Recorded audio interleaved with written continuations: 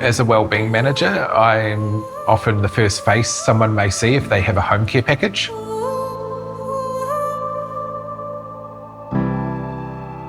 We pride ourselves on being able to be flexible and change and challenge the norms and help people stay in their homes and live their lives independently.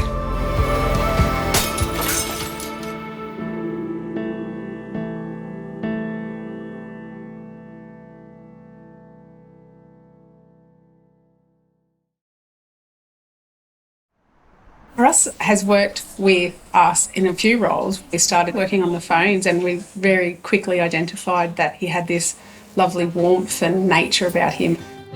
The moment he opens his mouth, then you see the sensitive side of him.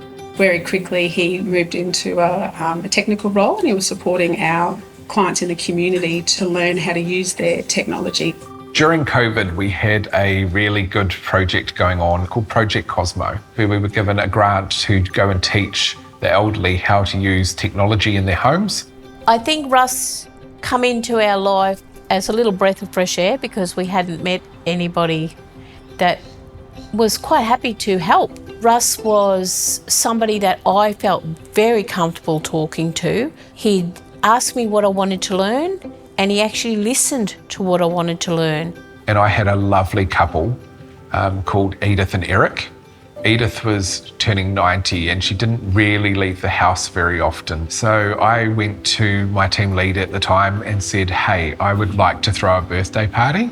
I was told, yep, absolutely. So we organised for a few neighbours and we all snuck into the bottom of the house with a cake and some morning tea. And yeah, we brought this love downstairs. She turned around to a room full of Feros staff, her daughter on Skype, and everyone that she had talked to in our call centre, ready to celebrate her birthday. She was so touched, they were both touched actually, that somebody had gone over and above what was expected of them. To me, I made someone's 90th birthday super special for them. No one was doing those sorts of things in COVID.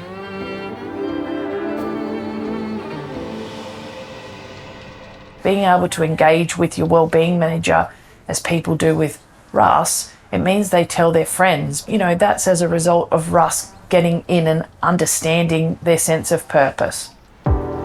Outside of work, I get to spend my time with my family, taking my dogs for a little stroll down the street, and then on the odd occasion, treating myself to a tattoo.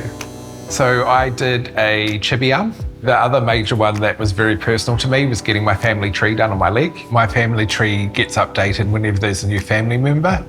And about 2 years ago, my great nephew was born.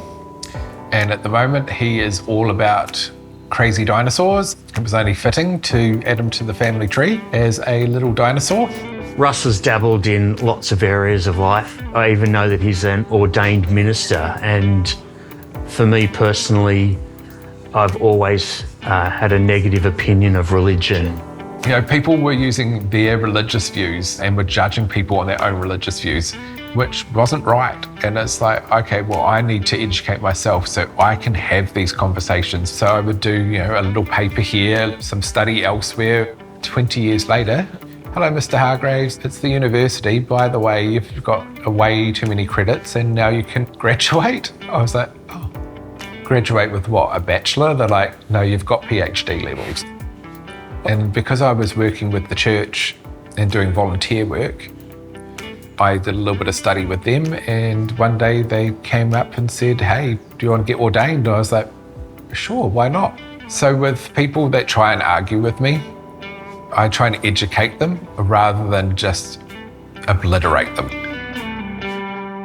It's very easy for us to change the logo on Facebook or to change the logo on the website. The harder things that I think we find is the day-to-day and the tough conversations. And then, of course, we eventually got our Pride Support Network. That's been able to provide more education so that there is a voice put towards our processes and procedures to make sure that they are safe for the rainbow community. Russ's role in the Pride Support Network is completely voluntary. Recently, Russ pulled out a puppet and did a full training package to be able to train our 400 community care workers around the importance of inclusivity in the workplace. I think it's worked. You know, we've had more engagement and photos from these meetings than we've had in any other meeting before. Over the years, we've done some Pride marches, and I just love the competitive nature between Russ and I to increase the levels of fabulousness. Unfortunately, he always won though. I actually attended an education session last week at Narang with Russ and his fabulous sidekick Marvin, the alien. This is my first Pride March and I'm here because of Russell and his education. He's got so much knowledge, not just on that, but I guess a lot of different things. He's educated me, he's educated the team. It's great to turn up to a workplace where you know you can be yourself and not be judged and not be excluded because of that. I've been here for 8 years and I see Russ's contribution towards our inclusivity and our Pride support network as a gay man means a lot to me. I did meet a few same-sex couples who were actually afraid, you know, and it's like, I don't know why you're embarrassed to tell me. We will never out anyone. We do have clients across the country who are really against the rainbow community. And that's their choice. We will work with them around that. It is still a battle to make people feel safe at work because there is still a stigma in the community. It's an interesting time at the moment. In the next sort of 2 years, we will be changing the whole aged care industry again. My goal at the moment is to work for this company until I retire. It's a rare gem that makes a place, wherever he would work, richer. And I think it has made Feroz richer.